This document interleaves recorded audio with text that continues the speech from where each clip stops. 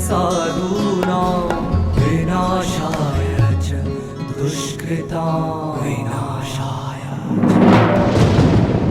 धर्म संस्थापनार्थाय संभवामि युगे युगे युगे युगे युगे युगे युगे यदा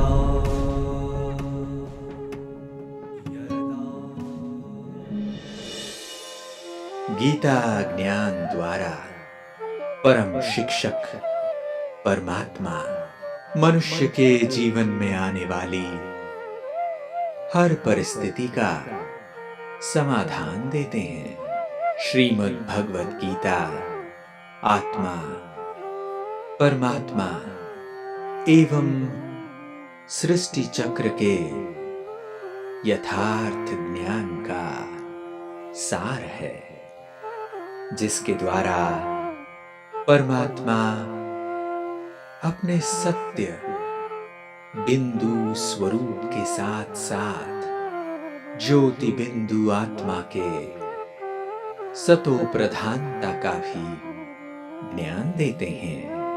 परमात्मा इस धरा पर अवतरित होकर मनुष्य आत्माओं को सात्विक बनने का ज्ञान देते हैं, और यह ज्ञान आत्मा को दिव्य एवं स्वच्छ बनाकर उसे पावन बना देता है। ओम शांति। जन्मों के इंतजार को खत्म कर जन्म जन्मांतर के इच्छा को पूर्ण कर मनुष्य आत्माओं को ज्ञान देकर अपना साक्षात्कार कराते हुए जीवन यात्रा को बहुत सुंदर बनाने वाली श्रीमद् भगवद गीता ज्ञानदाता परमात्मा के मुखारविंद से उच्चारित कितना न सुंदर है ये परिसंवाद, कितना हृदय स्पर्शी है ये परिसंवाद। बहुत स्पष्टता से जो कहने की बात है उसका विस्तार इतनी स्पष्टता से परमात्मा ने कहा है या परमात्मा का कहा हुआ लिखा गया है। एक तो इससे सीखने को मिलता है। आजकल हम छोटी छोटी बातों में कोई एक्सप्लेनेशन करने के लिए पूछते हैं तो कहते हैं हमारे पास फुर्सत नहीं है, लेकिन जो भगवान है, अखिल नियंता है, विश्व विधाता है, उसने खुद इतनी छोटी छोटी बातों को इतनी गहराई से समझाई है। संगम युग में जब परमात्मा द्वारा सच्चा गीता ज्ञान सुनते हैं, एक एक बात की गहराई को समझते हैं, अपने आप पर गर्व महसूस होता है कि हमारा जन्म गीता के युग में हुआ, जबकि अब महाभारत युद्ध छिड़ने वाला ही है। अपने अंदर का महाभारत तो कब का शुरू हो चुका है, खत्म होने का नाम नहीं ले रहा है, लेकिन कब तो खत्म होगा। अंतिम विजय तो सात्विकता की, प्रभु प्रेमियों की, स्वयं परमात्मा की ही होनी है। इसलिए हमें बहुत गर्व है कि जब भगवान अवतरित हुए हमने उनको जाना, पहचाना, उनके हाथ पकड़कर चलना सीखा, उनकी मीठी मीठी बोलियों से हमने बोलना सीखा। अब तक तो गाली गलौज देना ही बोलना समझते थे, या व्यंग्य करना, टॉन्टिंग करना, सीधे मुंह बातें ही नहीं करते थे। लेकिन भगवान के महावाक्यों ने बात करने का ढंग सिखाया, जीने का सही मार्ग दर्शाया। अहो भाग्य हमारे, हम किस्मत के लिए कहे या यूं कहे कि भगवान के हाथ थामने से हमारा किस्मत खुल गया। ज्ञान में कितनी ताकत है हमने देख लिया। एकदम अंधकार से प्रकाश की ओर आ गए। भटक रहे थे, ढूंढ रहे थे, धक्के खा रहे थे, उन सब से भगवान ने छुड़ा दिया। इसलिए सदैव हम अपने यथार्थ बुद्धि का इस्तेमाल करते हुए, जो भगवान ने संगम युग पर दिव्य बुद्धि प्रदान की है, उसके उपयोगिता करते हुए आगे बढ़ेंगे। हाँ, बुद्धि की बात आई है तो बुद्धि का उपयोग कैसे किया जाता है, उसकी एक छोटी सी घटना के साथ हम आगे बढ़ेंगे। एक बार एक कुम्हार था, उसको राजा के दरबार में जाना था। अपने जो कपड़े थे, अच्छे साफ सुथरे कपड़े पहन के जाना है, तो धोबी को दिया उसने, अच्छी तरह से धो के देना ताकि मुझे राजा के दरबार में जाना है। जैसे धोबी ने कपड़े भिगोए, पूरा रंग निकल गया, वो सफेद हो गया। कुम्हार को बहुत गुस्सा आया, लेकिन करता क्या, वही कपड़े पहन के वो राजा के दरबार में पहुंचा। कुम्हार के कपड़े देखकर राजा अचंभित रह गए। अरे इतना साफ सुथरा, किसने धुलाई की तेरी कपड़े की? बुलाओ तो सही, मुझे बहुत अच्छा लगा। तो धोबी को बुलावा भेजा गया, धोबी भी वहां आया, लेकिन अभी भी धोबी से जल रहा था ना कुम्हार। धोबी की प्रशंसा सुना नहीं गया इससे, तो इसने कहा, क्या कहा, अरे धोबी तो कमाल का है, ये कौन सी भी चीज जो काली है, कैसी भी उसे सफेद बना सकता है। तो राजा ने कहा कि तो ठीक है, मेरी प्यारी सी हाथी है, वो काली सी है, उसे सफेद बना देना। कुम्हार मन ही मन हंस रहा था। अब देखेंगे धोबी क्या करता है। तभी धोबी ने कहा, जी महाराज, मैं हाथी को सफेद बना दूंगा, लेकिन हाथी को डुबोने जितने बड़े बर्तन भी तो चाहिए, जो मेरे पास नहीं है। कुम्हार बना के देगा तो मैं हाथी को सफेद बना दूंगा। कहानी ऐसे बढ़ती है, लेकिन हमें इतना तक ही समझना है, यहाँ पर जब जलन की भावना है तो बिना सोचे समझे कुम्हार ने धोबी को बलि का बकरा बनाना चाहा, लेकिन धोबी ने भी अपनी बुद्धि का इस्तेमाल करते हुए, क्योंकि उसके अंदर कोई ऐसी भावना नहीं थी, अपने बुद्धि का इस्तेमाल करते हुए अपने फांसी के पंधे से बच गया। हमारे बड़ों ने कैसे छोटी छोटी घटनाएं कहानियों के रूप में रखा है हमारे सामने, ताकि हम कुछ सीख सके। तो अभी हम भगवान वाच सुनेंगे। बुद्धैर्भेदं धृतैश्चैव गुणतस्त्रिविधं शृणु प्रोच्यमानमं शेन पृथक्त्वेन धनंजय। यहां पर संबोधन है धनंजय, इसका अर्थ है विजयी। धनंजय का अर्थ है धन के ऊपर भी विजय पाने वाला और जो अजय रहने वाला। वो धन, शांति भी एक धन है, ज्ञान भी धन है, गुण भी धन है, स्थूल संपत्ति भी धन है। भगवान क्या कहते हैं, बुद्धैर्भेदं धृतैश्चैव। ये भी तीन प्रकार के हैं, बुद्धि और धृति में भी। त्रिविधम शृणु, इसमें भी तीन, मतलब ये त्रिगुणा कहते हैं ना इसको, सात्विक, राजसिक और तामसिक। ये त्रिगुण है इसमें भी। इसके विस्तार को मैं अभी तुम्हें समझाऊंगा। मनुष्य आत्मा के अंदर बुद्धि है, आत्मा का मूल स्वरूप जो त्रिबिंदु स्वरूप है, और आत्मा के तीन गुण हैं या तीन शक्ति कहे, मन, बुद्धि और संस्कार।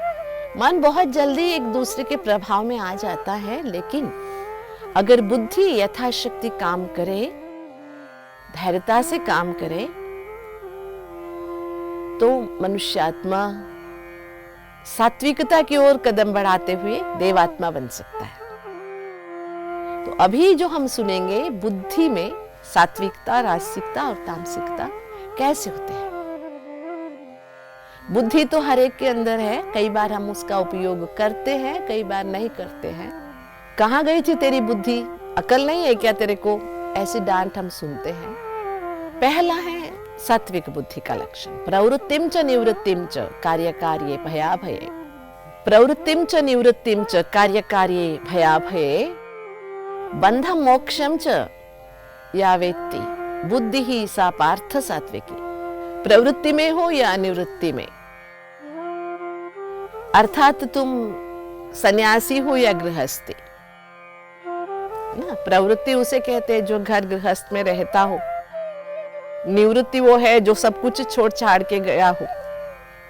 प्रवृत्तिम च निवृत्तिम च माना कर्म क्षेत्र के बंधन में रहो या उससे दूर रहो।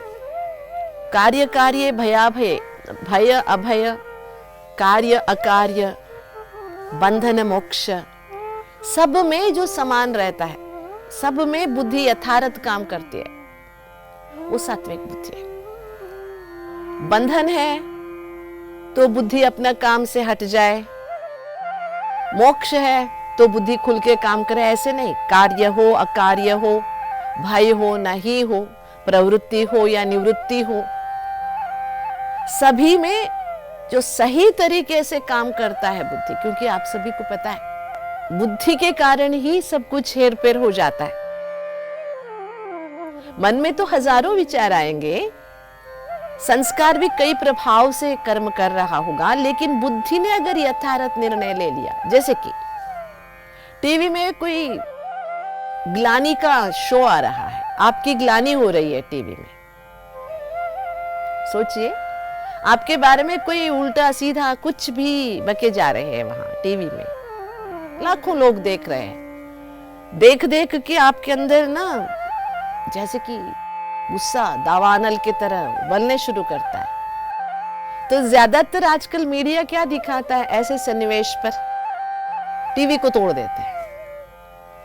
बताइए मुझे, टीवी को तोड़ने से आपने उस दृश्य का टेलीकास्ट होना बंद कराया, उसका परिणाम बंद हो गया? नहीं। ऐसे सन्निवेश, ऐसी परिस्थिति में बुद्धि कैसे काम करती है आपको नहीं देखना है ना, देन ऑफ इट, अथवा रिमोट लेके चैनल चेंज कीजिए। यह है सही बुद्धि का इस्तेमाल। लेकिन आजकल हम क्या करते हैं, जो देखते हैं उसी से तो सीखते हैं। और आजकल ऐसे सीख सीख के बच्चे भी क्या कर रहे हैं, बड़े भी यही कर रहे हैं। गुस्सा आया, हाथ में जो है उसे फेंक दिया, खाने का प्लेट फेंक दिया। अरे हम ये भूल गए हम भारतीय है, अन्न का अपमान नहीं करते भारतीय। खाने से भरा हुआ जो थाली है उसे कभी फेंकते नहीं। लेकिन मुझे तो हैरानी होती है आजकल के टीवी शो, सिनेमा शोज में, सोचिए एक शूटिंग 1 मिनट की लेते होंगे थाली फेंकने की, लेकिन उसके लिए कितना अन्न बर्बाद होता होगा और कितना अन्न का अपमान करते हैं। जिस धरती पर हम अन्न को अन्नपूर्णेश्वरी के नाम से हाथ जोड़ते हैं, अन्नपूर्णे सदापूर्णे कहकर हाथ जोड़कर अन्न स्वीकार करते हैं, अन्न ब्रह्मा कहते हैं, ऐसे धरती पर ऐसी शो दिखाई जा रही है और हम हंस हंस के वो देखते हैं।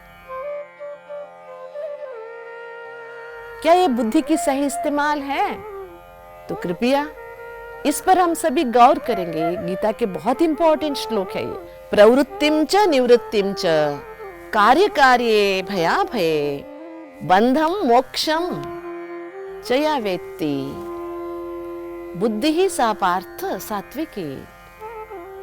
उकसाने वाले कुछ भी उकसाएंगे, लेकिन मेरी बुद्धि कभी किसी के दुष्प्रभाव में न आए। दूसरा नेक्स्ट है राजसिक बुद्धि। हर किसी को निर्णय लेने में तकलीफ होती है बुद्धि में कि सही क्या है, गलत क्या है, करे या ना करे, किस रास्ते पे जाए। लेकिन सात्विक बुद्धि वाले को ये समस्या नहीं होती, उसके अंदर खचितता रहती है, ये ठीक है, ऐसे ही करना है, क्योंकि सात्विक बुद्धि कभी गलत निर्णय नहीं ले सकती। लेकिन जो सेकेंडरी हम सुनने जा रहे हैं, राजसी बुद्धि, यया धर्मम अधर्मम च कार्यम चाकार्यमेव च यथावत प्रजानाति बुद्धि ही सा पार्थ राजसी। जैसे कि सुना, सात्विक बुद्धि वाले को निर्णय लेने में कोई परेशानी नहीं होती है, लेकिन राजसी बुद्धि वाले कई बार अधर्म को धर्म समझ लेते हैं, या कई बार उनको समझने में कठिनाई आ जाती है कि धर्म है या अधर्म है, या किसी के कहने पर कुछ भी कर डालते हैं। कई बार किसी के कहने को अनदेखा भी कर देते हैं, अनुभवियों की बात को भी टाल देते हैं। ऐसी दुविधाजनक मानसिकता है राजसिक बुद्धि वाले की, जो आजकल बहुत जगह हमें देखने को मिलता है। धर्म को अधर्म समझ लेते हैं, या अधर्म को धर्म समझ लेते हैं। और तीसरा है, जो तीसरे गुण है बुद्धि की, वो है तामसिकता। अधर्मम धर्ममिति या मन्यते तमसावृता सर्वार्थान्वि विपरीतांश्च बुद्धि ही सा पार्थ तामसी। तामसिक बुद्धि वाले कैसे होते हैं? सब विपरीत है इनका, अधर्म को ही धर्म मान लेते हैं, संपूर्णतः तामसिकता से भरे रहती इनकी बुद्धि। जैसे कि आजकल लोग मानते हैं कि अल्कोहल से खुशी मिलती है, सुख मिलता है। आपको लगता है सच है?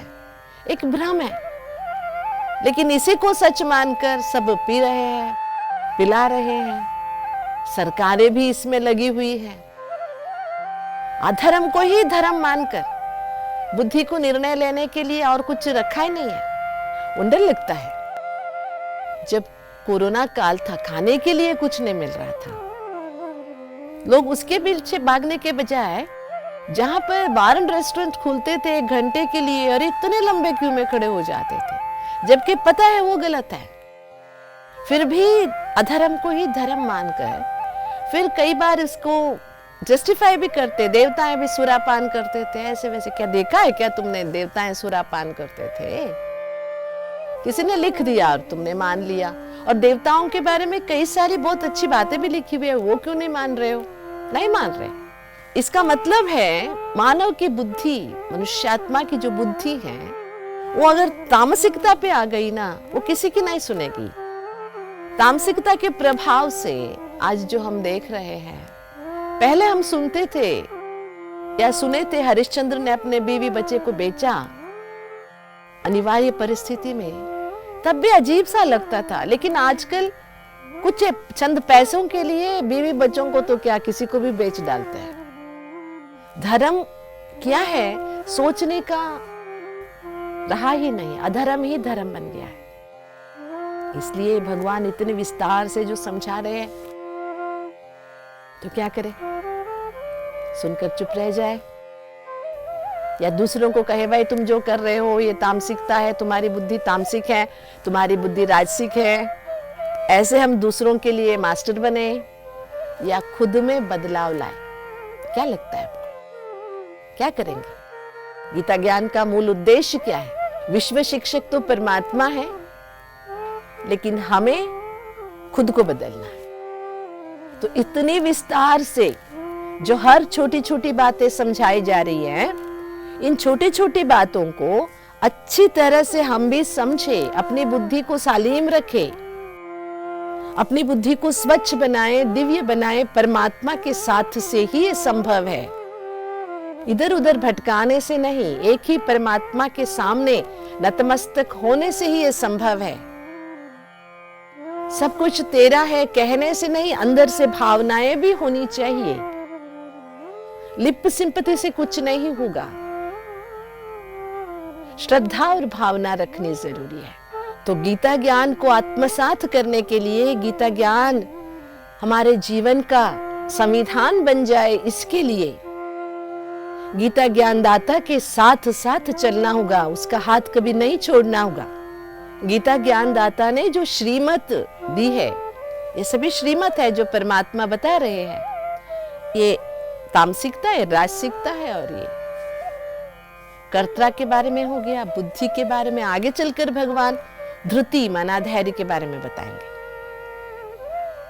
लेकिन अभी हमें एक एक करके जो भी हमने सुना, उन सभी को एक बार मनन करें अपने आप अंदर। 1 मिनट के लिए हम अंदर चले जाए, हो सकता है खुद का दर्शन करें। अद्भुत रथ मिला हुआ है, शरीर, इसके अंदर मैं आत्मा विराजमान हूं। भ्रुकुटी के बीच में बैठकर पूरे शरीर को संभाल रही हूं। मन, बुद्धि और संस्कार, ये मेरे 3 महामंत्री हैं। मैं अपने बुद्धि को स्वच्छ, सात्विक बना रही हूं। गीता ज्ञानदाता परम ज्योति स्वरूप परमेश्वर की सन्निधान से बुद्धि स्वच्छ हो गई है, सात्विक हो गई है, यथार्थ निर्णय ले रही है। बस सफलता ही सफलता। ओम शांति। ज्ञान सागर परमात्मा द्वारा उच्चारित श्रीमद् भगवद गीता एक ऐसी ज्ञान वीणा है जो आत्मा की जन्म जन्मांतर की इच्छाओं को पूर्ण करके मानव को सत्य मार्ग पर चलने की प्रेरणा देती है।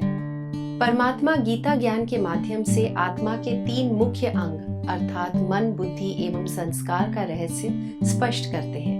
वे समझाते हैं कि मनुष्य आत्मा की बुद्धि 3 प्रकार की है। पहली है सात्विक बुद्धि, जिसके फल स्वरूप मानव हर परिस्थिति में संभाव का अनुभव करते हुए कोई भी कार्य सफलतापूर्वक पूर्ण करती है। दोस्तों, मनुष्य सही निर्णय तभी ले पाता है जब वह सही गलत व धर्म अधर्म की परख कर सके। राजसिक बुद्धि आत्मा की परख शक्ति को कमजोर करती है और ऐसी आत्मा सदैव एक आंतरिक युद्ध का अनुभव करती है। वहीं तामसिक बुद्धि वाला व्यक्ति धर्म को महत्व न देकर अधर्म को ही धर्म मानता है और इसी कारण से ऐसे मनुष्य के कर्म भी तामसिकता का सूचक बनते हैं। परम शिक्षक परमात्मा का हम आत्माओं को यह ज्ञान इस विस्तार से समझाने का उद्देश्य यही है कि हम आत्माएं उनके सानिध्य में अपनी बुद्धि को स्वच्छ व दिव्य बनाएं और सात्विकता की राह पर आगे बढ़ें। ओम शांति।